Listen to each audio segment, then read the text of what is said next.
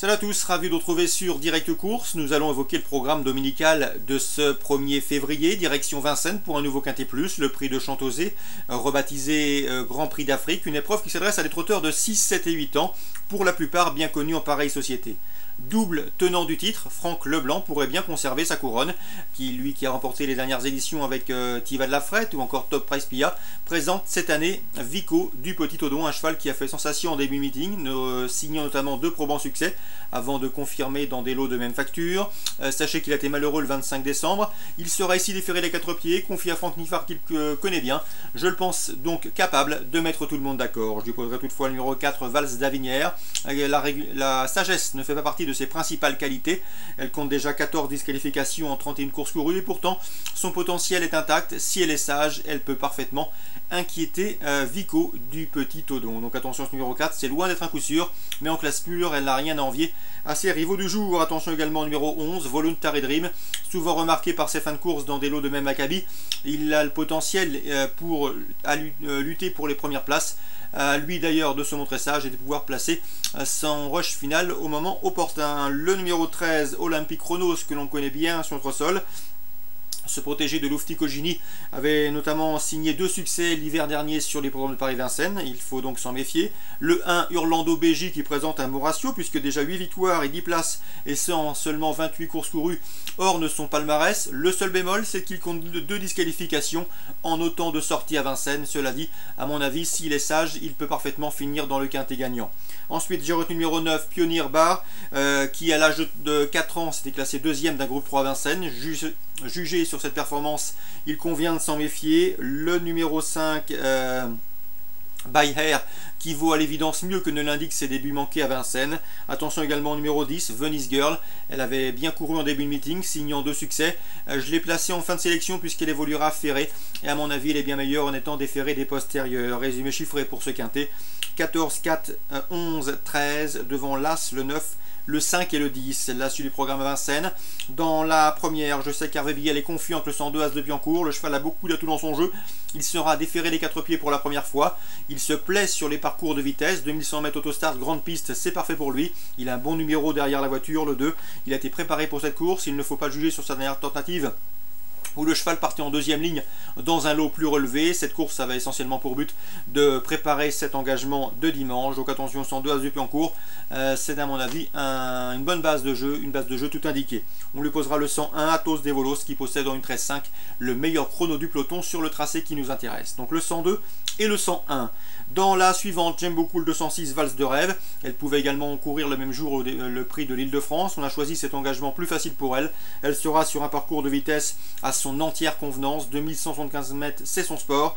Elle a déjà marqué une 11-7 sur ce parcours. Cela suffire pour disputer une nouvelle fois la victoire. Elle qui a également gagné sur ce tracé, sur ce parcours début décembre. Donc le 206, Valse de Rêve, candidate à une nouvelle victoire. On lui opposera le 208, Vrai Voyou, et le 205, Virgeuse du Mazza, qui ont en commun de rester sur un probant succès. 206, 208 et 205.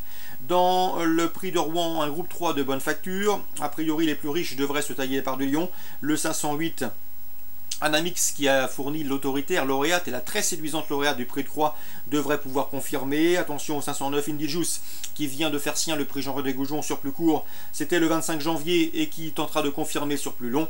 Et le 507, Moving On, qui brigue une 4e victoire consécutive. Elle en a parfaitement les moyens, vu sa qualité. 508, 509 et 507. Enfin, dans le prix de l'Île-de-France, la 7e, Roxane Griff, sacrée dans le Cornulier, défendra son titre dans cette épreuve classique. Le 712, Roxane Griff, elle doit une nouvelle fois jouer la victoire. On lui opposera le 711, Talicia Bella, et le 707, Udayama, respectivement affichés 3e et 4e du prix de Cornulier, après la disqualification de Vittel de Brévol. Sachez que ces 2 juments apprécient les parcours de vitesse, elles vont donc être servies dans cette rencontre. Attention également au 709, Global Manhattan, débustant, ambitieux, autre montée. Il convient de s'en méfier d'emblée. 712, 11, 7 et 9 pour d'éventuels couplets et trios. Concernant la réunion 2 sur l'hippodrome de Rouen, j'aurai 3 coups de cœur à vous indiquer, avec notamment dans la 2e, Atout du Hainaut, Vincent Collard m'a toujours dit que c'est un cheval de qualité. D'après lui, ce cheval n'a pas les gains en rapport avec son potentiel. À lui de le prouver sur la piste. Le 215, Atout du Hainaut. Ensuite, le 409, Axe des Champs, qui fait face à un bel engagement au premier poteau. Il sera déféré les 4 pieds pour cette reprise de contact. Et son jeune pilote le connaît parfaitement bien. Donc, à mon avis, ça peut faire tilt d'emblée.